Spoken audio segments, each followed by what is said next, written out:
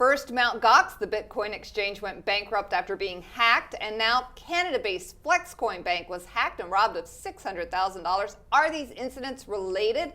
Joining me now is David Nelson. He's the chief strategist for BelPointe Asset Management. David, can we trust these Bitcoins?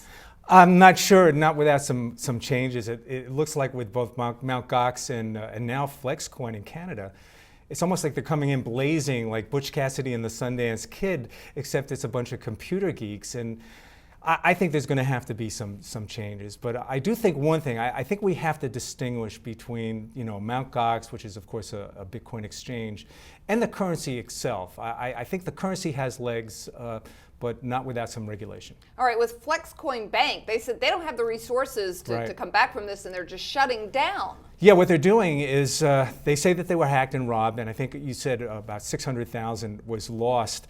And they have the rest of the Bitcoins in what is known as cold storage, and all that really is, it's not a deep vault in a mine shaft. What it is they're just putting the coins on a computer that is not attached to the internet. Therefore, technically it can't be hacked. I think there are some other solutions out there. I was just going across the internet and I saw this young startup in London called Elliptic.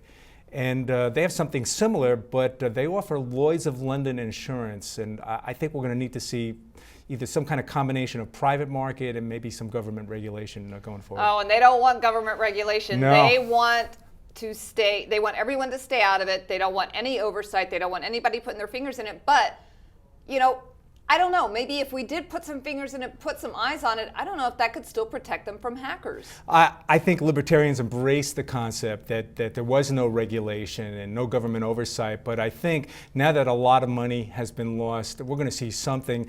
I don't think Bitcoin is even going to be the last cryptocurrency because even JP Morgan Chase, they filed a patent for an alternative payment system, and it actually had some of the earmarks of Bitcoin. And now you've got Washington involved with Senator Joe Manchin and others. We're going to hear a lot more about this. All right, so in the future there may be Chase Coin, Citi Coin, Bank of America Bitcoin. Maybe, we'll see. All right, so we will keep our eyes on the latest Bitcoin happenings over in Canada. That was Flexcoin Bank went bankrupt. I had my guest here, David Nelson from BelPointe Asset Management, and I'm Deborah Borchardt with The Street.